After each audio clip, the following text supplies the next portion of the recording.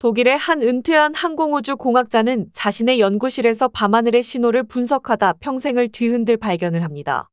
수신된 정체불명의 데이터에는 2040년이라는 미래 시점과 함께 대한민국, 세계 최강국 등극이라는 믿기 힘든 정보가 암호화되어 있었습니다. 처음엔 오류라 생각했지만 그는 직접 확인하기 위해 한국행 비행기에 오릅니다. 그곳에서 그는 이미 미래가 현실이 되고 있다는 충격적인 증거들을 마주하게 되죠. 결국 이 노년의 과학자는 누구도 예상치 못한 결단을 내립니다. 독일 국적을 포기하고 스스로 한국인이 되기로 한 것이죠. 평생을 독일에 바친 과학자가 모든 것을 버리고 한국을 택한 이유는 무엇일까요? 그가 목격한 대한민국의 진짜 모습과 미래에 대한 놀라운 이야기가 지금 시작됩니다. 끝까지 주목해주세요. 안녕하세요. 제 이름은 클라우스입니다. 저는 1955년 독일 뮌헨에서 태어났어요. 평생을 항공우주통신 기술과 씨름하며 살아온 엔지니어죠. 유럽 우주국이나 여러 민간 위성통신 기업에서 일하면서 차세대 위성통신 시스템을 설계하고 복잡한 신호 처리 기술이나 데이터 암호화 같은 분야의 발전에 기여해 왔습니다. 젊은 시절 냉전의 서슬퍼런 시대를 겪으며 기술이 곧 국가의 힘이자 생존이라는 것을 뼈저리게 느꼈고 통일 독일 이후에도 그 신념은 변하지 않았어요. 하지만 끊임없이 새로운 것을 갈망하는 제 안의 순수한 과학적 호기심은 결국 저를 잠시 학계로 이끌기도 했습니다. 4년 전 저는 오랜 현역 생활을 마무리하고 공식적으로 은퇴를 선언했습니다. 뮌헨 근교의 한적한 마을에 자리를 잡고 오랜 취미였던 우주 전파 신호, 수신 및 분석을 위해 집 한쪽에 저만의 작은 연구실을 꾸렸죠. 제가 직접 설계하고 개량한 고성능 수신, 안테나와 분석 장비로 밤하늘을 가득 채운 미지의 신호들을 탐색하는 것이 은퇴 후 저의 유일한 낙이었습니다. 그러던 4년 전 11월에 어느 쌀쌀한 밤이었죠. 여느 때처럼 적에도 위성들의 통신, 신호를 추적하던 제 모니터에 아주 기이하고도 미세한 패턴이 나타나기 시작했습니다. 처음에는 대수롭지 않게 생각했어요. 우주 공간은 늘 예측 불가능한 잡음으로 가득하니까요. 하지만 그 신호는 사라지지 않고 일정한 주기를 그리며 반복되었고 엔지니어로서의 제 직감이 뭔가 다르다고 강하게 경고 신호를 보내고 있었습니다. 저는 곧바로 제가 직접 개발한 디코딩 소프트웨어를 가동시켜 신호 분석에 착수했어요. 몇 시간의 사투 끝에 드러난 결과는 제 평생의 경험과 지식을 송두리째 뒤흔드는 것이었습니다. 그것은 단순한 잡음이나 알려진 위성 신호가 아니었어요. 아주 정교하게 암호화된 데이터 패킷이었으며 발신지로 추정되는 위치는 지구 저궤도가 아니었습니다. 더욱 충격적인 것은 데이터에는 15년 뒤의 미래라고 적혀 있었죠. 현재 인류가 보유한 어떤 통신 기술로도 설명할 수 없는 마치 미래에서 발송된 듯한 이 신호 앞에서 저는 잠시 할 말을 잃었습니다. 온몸에 소름이 돋았고 심장은 걷잡을 수 없이 뛰기 시작했어요. 이것이 단순한 오류일까? 아니면 정말로 미래로부터 온 메시지일까 하는 생각에 머릿속이 복잡해졌습니다. 제 안의 과학적 탐구심이 다시 한번 강하게 요동치기 시작했죠. 만약 이것이 진짜라면 인류의 미래를 엿볼 수 있는 엄청난 기회가 될지도 모르는 일입니다. 저는 수십 년간 단련해온 저의 모든 지식과 분석 능력을 총동원하여 이 불가사의한 미래 신호의 비밀을 파헤치기로 결심했습니다.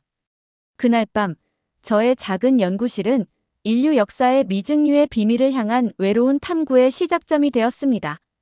그날 이후 몇 주 동안 저는 연구실 문을 걸어 잠그고 오로지 미래에서 온 것으로 추정되는 신호 해독에만 매달렸습니다. 이 데이터는 상상 이상으로 강력한 암호화 체계로 보호받고 있었지만 과거 위성통신 보안 프로젝트를 수행했던 경험을 살려 끈질기게 파고들었죠. 밤낮 없이 분석과 검증을 반복하던 어느 새벽 마침내 암호의 일부를 깨뜨리는데 성공했고 그 안에 담긴 내용은 제 이성을 마비시킬 정도로 충격적이었습니다. 해독된 데이터 속에서 유독 대한민국이라는 국명이 반복적으로 등장하더군요. 단순한 언급이 아니었어요. 세계 최강 대국이라는 수식어와 함께였습니다. 저는 눈을 비비고 몇 번이고 데이터를 다시 확인했죠. 혹시 해독 과정에 오류가 있었던 것은 아닐까 하는 의심이 들었습니다. 제가 신호를 처음 분석하던 4년 전 당시에는 미국과 중국이 G2로 불리며 세계 질서를 주도하고 있는 상황에서 한국은 분명 놀라운 발전을 이룬 국가지만 세계 최강 대국이라는 표현은 현실과 너무 동떨어져 보였으니까요. 대한민국이 세계 최강이라니 이건 뭔가 단단히 잘못된 정보일 거라고 스스로를 다독였지만 분석을 계속할수록 메시지는 더욱 선명하고 구체적으로 변해갔습니다. 15년 뒤 세계 질서의 정점에는 대한민국이 선다. 이것은 단순한 예측이나 희망사항이 아니었어요. 마치 미래의 역사가가 기록한 연대기의 한 페이지처럼 흔들림 없는 사실로서 명시되어 있더군요. 더욱 저를 경악시킨 것은 데이터의 정밀성이었습니다. 평생을 객관적인 사실과 데이터에 기반하여 연구해온 저였지만 해독된 정보는 SF 소설보다 더 비현실적으로 느껴질 만큼 상세했어요. 15년 뒤 시점의 주요 국가별 GDP 순위, 군사력 지표, 기술 패권 변화, 심지어 인구 구조 변동과 정치 지형의 재편까지 담겨 있었습니다. 특히 이 정보들은 제가 접근 가능했던 그 어떤 서방 정보기관의 미래 예측 보고서와도 일치하지 않았죠. 그렇다면 이 데이터는 도대체 어디서 온 것일까요? 누가, 어떤 목적으로 15년 뒤의 정보를 현재 저에게 보낸 것일까 하는 의문이 꼬리를 물었습니다. 저는 해독된 정보를 바탕으로 국가별 미래 시나리오를 재구성하기 시작했습니다. 그 과정에서 특히 일본의 급격한 쇠퇴에 대한 구체적인 데이터가 눈에 띄었어요. 2030년대 중반 이후 심각한 인구 고령화 문제와 경제 구조 개혁 실패, 그리고 글로벌 공급망 변화에 대한 적응 실패가 겹치면서 일본은 점차 세계 경제의 중심에서 밀려날 운명으로 그려져 있었습니다. 반면 한국은 이러한 변화의 파도를 타고 오히려 동북아시아의 새로운 맹주로 부상하며 심지어 일본과 동남아, 일부 지역까지 경제적, 문화적으로 통합하는 듯한 양상을 보였죠. 이 믿기 힘든 정보 앞에서 저는 깊은 고뇌에 빠졌습니다. 이 모든 것을 그저 망상으로 치부하고 잊어버려야 할지, 아니면 과학자로서 이 현상의 진위를 끝까지 추적해야 할지 오랜 번민의 시간을 보냈어요. 결국 저는 결단을 내렸습니다. 이 데이터의 진실 여부를 확인하려면 직접 한국으로 가야 한다는 결론에 이르렀죠. 제 눈으로 직접 보고 판단해야겠다고요. 만약 이 정보가 조금이라도 사실이라면 인류의 미래를 바꿀 수도 있는 엄청난 단서를 잡은 것일 테니까요. 제 안의 엔지니어로서의 탐구심과 미래에 대한 억누를 수 없는 호기심이 저를 미지의 땅, 대한민국으로 이끌기 시작했습니다. 마침내 3년 전 봄, 저는 평생 살아온 독일을 떠나 인천국제공항에 도착하며 한국 땅에 첫 발을 내디뎠습니다. 비행기 트랩을 내려서는 순간부터 제가 막연히 상상했던 한국의 모습은 산산조각 나기 시작했어요. 공항 내부는 제가 경험했던 세계 유수의 공항들을 압도하는 최첨단 기술의 향연이 펼쳐지고 있었습니다. 출입국 심사는 거의 완벽하게 자동화된 무인 시스템으로 눈 깜짝할 사이에 끝났고 인공지능 기반의 안내 로봇들은 다양한 언어로 외국인 방문객들의 질문에 실시간으로 답하며 길을 안내하더군요. 수화물을 찾는 과정조차 믿을 수 없을 만큼 신속하고 정확해서 놀라지 않을 수 없었죠. 속으로 내가 알던 한국이 맞나? 이 정도의 기술 수준이라면 이미 미래에 도달했다고 해도 과언이 아니겠군. 나의 예상을 훨씬 뛰어넘는 수준이다라는 감탄이 절로 나왔습니다. 공항에서의 충격은 시작에 불과했어요. 공항 철도를 타고 서울 도심으로 향하는 동안 차창 밖으로 펼쳐지는 풍경은 저를 더욱 놀라게 했죠. 도심을 거미줄처럼 연결하는 초고속 자기부상 열차와 도로 위를 유유히 달리는 완전 자율주행. 택시들은 마치 제가 젊은 시절 상상했던 미래 도시의 모습 그대로였습니다. 하늘을 찌를 듯 솟아있는 스마트 빌딩들과 도시 전체를 빈틈없이 연결하는 5G를 넘어선 초고속 통신망은 이미 일상적인 인프라로 완벽하게 자리 잡은 듯 보였어요. 기술 강국 독일에서 온 저였지만 한국의 ICT 인프라는 그 규모와 실용화 수준 면에서 저의 상식을 완전히 뒤엎었습니다. 정말이지 대단한 발전이었습니다. 저는 한국의 기술력을 더 깊이 파악하기 위해 서울에 머무는 동안 주요 IT 기업들과 연구소들을 방문할 계획을 세웠습니다. 가장 먼저 찾은 곳은 한국을 대표하는 첨단 기술 연구단지였죠. 그곳에서 저는 한국이 이미 5G를 넘어 6G 이동통신 기술 상용화를 위한 연구에 박차를 가하고 있으며 인공지능과 양자 컴퓨팅 같은 미래 핵심 기술들이 단순한 연구 단계를 넘어 금융, 의료, 제조 등 사회 전반에 깊숙이 적용되고 있음을 확인했습니다. 단순한 IT 강국이라는 수식어로는 부족하다는 생각이 들더군요. 한국은 이미 차세대 기술 패러다임 자체를 주도하고 있는 국가처럼 보였어요. 더 놀라운 것은 이 모든 첨단 기술이 특별한 것이 아닌 당연한 일상으로 시민들에게 제공되고 있다는 점이었습니다. 한국 방문 초기에 겪은 이 모든 경험들은 제가 연구실에서 해독했던 15년 뒤 미래 데이터가 결코 허황된 망상이 아닐 수도 있다는 강한 심증을 갖게 만들었습니다. 제가 직접 목격한 한국의 현재는 이미 미래를 향해 거침없이 나아가고 있었기 때문이죠. 한국에 대한 저의 탐구는 이제 막 시작되었을 뿐이었지만 이미 저는 이 나라가 가진 엄청난 잠재력에 압도당하고 있었습니다. 저의 탐구는 단순히 눈에 보이는 ICT 기술을 넘어 한국 사회 저변에 깔린 다른 힘들을 향했습니다. 특히 제 전문 분야와 밀접한 반도체 산업에 대한 궁금증은 매우 컸어요. 독일을 포함한 유럽 전체가 반도체 공급망에서 한국과 대만에 대한 의존도가 심화되고 있는 현실이었기에 그 핵심인 한국 반도체 산업의 실체를 직접 확인하는 것은 무엇보다 중요했죠. 저는 한국의 주요 반도체 기업들을 방문하고 관련 자료들을 샅샅이 조사하면서 한국이 전 세계 메모리 반도체 시장의 70% 이상을 장악하고 있을 뿐 아니라 시스템, 반도체 및 차세대 공정 기술 개발에서도 압도적인 경쟁력을 확보해 나가고 있다는 사실을 확인했습니다. 최첨단 반도체 생산 라인을 직접 둘러보며 그 정교함과 규모에 경탄을 금치 못했고 이런 기술력이 지속된다면 15년 뒤 한국의 세계 재패는 필연적인 결과일지도 모른다는 생각을 떨칠 수가 없었습니다. 제가 한국에 대해 알면 알수록 그 실상은 저의 예상을 훨씬 뛰어넘는 경이로운 수준이었어요. 은퇴한 노년의 엔지니어로서 죽기 전에 인류 기술 발전의 최전선을 목격하고 있다는 사실에 묘한 감사함마저 느꼈습니다. 저의 관심은 자연스럽게 바이오 및 의료 기술 분야로 확장되었죠. 한국의 인공지능 기반 정밀 진단 시스템과 로봇을 이용한 최소 침습, 수술 기술은 이미 세계 최고 수준에 도달해 있었습니다. 의료 강국이라는 독일의 자부심이 한국의 현실 앞에서 무색해지는 순간이었어요. 특히 방대한 의료 빅데이터와 개인 유전자 정보를 결합하여 질병을 예측하고 맞춤형 예방 솔루션을 제공하는 시스템은 가히 혁명적이었습니다.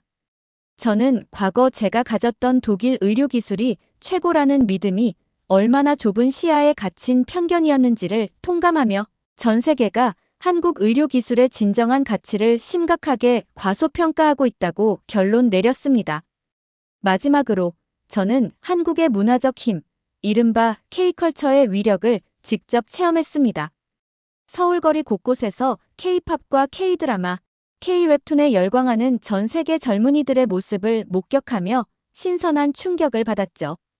BTS, 블랙핑크 같은 아이돌 그룹이나 넷플릭스를 통해 세계로 퍼져나간 한국 콘텐츠에 대한 외국인들의 뜨거운 반응은 단순한 유행을 넘어선 문화적 현상이었습니다. 이전까지 K컬처를 일시적인 트렌드 정도로 가볍게 여겼던 저의 생각이 완전히 틀렸음을 인정할 수밖에 없었어요. 이것은 단순한 문화적 유행이 아니더군요. 한국이라는 국가 브랜드 자체가 전 세계적으로 강력한 소프트 파워를 발휘하는 시대가 도래했음을 보여주는 명백한 증거였습니다. 기술과 산업의 발전 못지않게 저에게 깊은 인상을 준 것은 바로 한국 사람들이었어요. 제가 만난 젊은 연구원들, 엔지니어들, 스타트업 대표들은 하나같이 자신의 일에 대한 불타는 열정과 놀라운 근면성을 보여주었습니다. 하루 10시간 이상 연구실에 몰두하는 것을 당연하게 여기는 분위기와 자국, 역사와 성취에 대한 강한 자부심은 저에게 큰 감명을 주었죠. 우리 독일에서는 상상하기 힘든 헌신이었습니다. 국가 발전을 위해 이렇게 노력하는 젊은 세대가 많으니 이 나라가 발전하지 않을 수 없겠구나 하는 생각이 절로 들더군요. 저는 한국이라는 나라의 진정한 저력이 단순히 뛰어난 개인 몇몇이 아닌 우리라는 강한 공동체 의식과 위기 앞에서 하나로 뭉치는 민족적 단결력에서 나온다고 느꼈습니다. 수많은 외세의 침략과 전쟁의 폐허를 딛고 불과 반세기 만에 눈부신 성장을 이룩한 한국의 역사를 되짚어보며 미래 데이터 속 최강대국, 한국의 모습이 더 이상 허황된 예측이 아닌 충분히 실현 가능한 미래임을 확신하게 되었습니다. 한국에서의 체류가 길어지면서 저는 다양한 연구기관과 대학들을 방문하며 탐구를 이어갔습니다. 그러던 중 서울대학교 중앙도서관의 방대한 자료 속에서 제 여정의 결정적인 실마리를 발견하게 되었어요. 국내외 희귀 연구 자료들이 집대성된 그곳에서 미래 예측 및 기술사 관련 아카이브를 살펴보던 저는 유독 눈길을 끄는 제목의 낡은 연구 논문 한 편을 발견했습니다.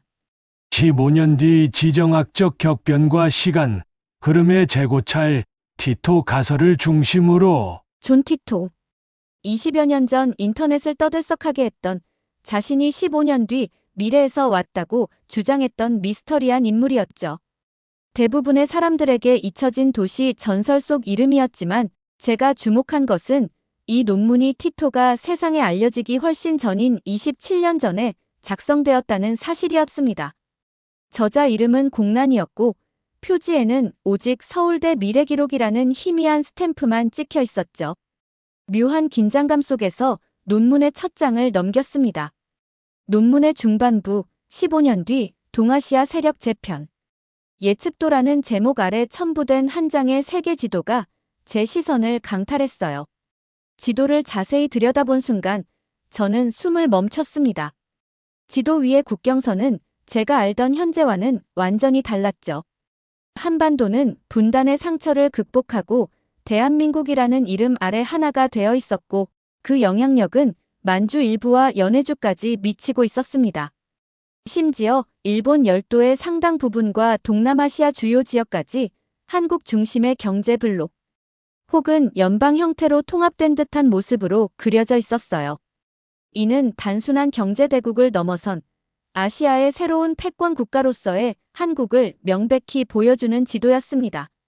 도대체 어떻게 이런 일이 가능할 수 있을까 하는 경악과 함께 지금의 한국도 대단하지만 중국과 일본을 모두 아우르는 아시아의 지배자가 된다는 예측은 믿기 어려웠습니다.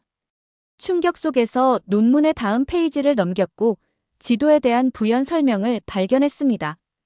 그 내용은 본 예측도가 단순한 예언적 추론이 아니며 인류 역사의 특정 변곡점에서 특정 주체들에 의해 장기적으로 설계되고 실행되어 온 미래 시나리오의 결과물일 가능성을 내포한다는, 즉 미래는 정해진 운명이 아니라 만들어지는 역사일 수 있다는 도발적인 주장이었습니다. 이 문장을 읽는 순간 제 머릿속에서 무언가 번쩍이는 느낌과 함께 사고의 틀이 완전히 뒤바뀌는 경험을 했죠. 15년 뒤 한국이 세계 최강대국이 된다는 것은 우연한 결과나 막연한 예측이 아니라 누군가가 과거의 어느 시점부터 치밀하게 계획하고 유도해온 결과일 수도 있다는 엄청난 가능성. 제가 발견한 미래 신호 역시 그 계획의 일부 혹은 증거일 수 있다는 생각에 온몸에 전율이 흘렀습니다. 저는 마치 거대한 역사의 톱니바퀴 한가운데 서 있는 듯한 강렬한 기분에 휩싸였어요. 이 27년 전 논문과 제가 해독한 15년 뒤 데이터 사이에 놀라운 연결고리를 곱씹으며 저는 마침내 하나의 확신에 도달했습니다. 15년 뒤 데이터는 단순 미래 예측 정보가 아니라 누군가에 의해 만들어진 미래의 청사진일 가능성이 높다는 것. 그렇다면 이 계획이 성공적으로 진행될 경우 한국이 실제로 최강대국이 될 가능성은 매우 높다고 판단했죠. 저의 역할은 이제 단순히 미래를 관찰하는 것을 넘어 이 미래를 현실로 만드는 데 기여하는 것이 되어야 한다는 강한 열망이 제 안에서 꿈틀거리기 시작했습니다.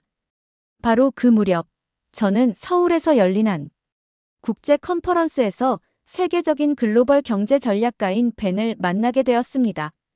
그는 수십 년간 축적된 데이터와 날카로운 직관을 바탕으로 향후 아시아의 패권은 일본이 아닌 한국으로 넘어갈 것이라는 강력한 주장을 펼치고 있었어요.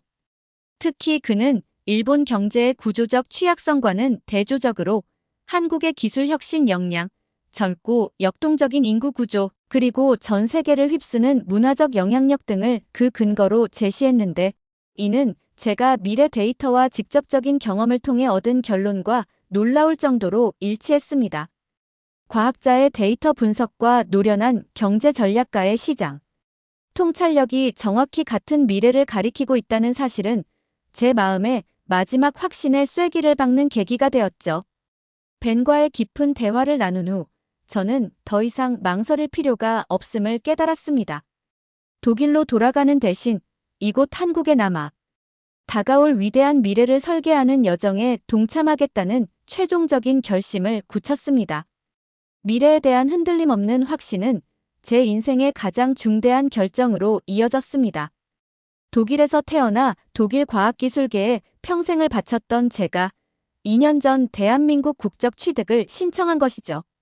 이 소식은 저의 오랜 동료였던 독일의 과학자들과 지인들에게 큰 충격을 안겨준 듯 했습니다. 왜 조국 독일을 버리고 머나먼 한국을 택하는 건지, 독일에서도 충분히 존경받는 원로 과학자가 왜 굳이 이 나이에 국적까지 바꾸려 하는지 이해할 수 없다는 반응과 걱정 어린 시선들이 느껴졌어요.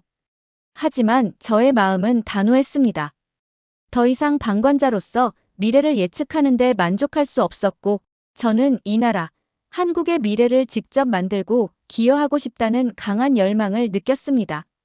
제가 본 미래가 맞다면 한국은 앞으로 세계의 중심이 될 것이고, 저는 그 위대한 변화의 흐름 속에서 살아가고 싶었을 뿐이죠.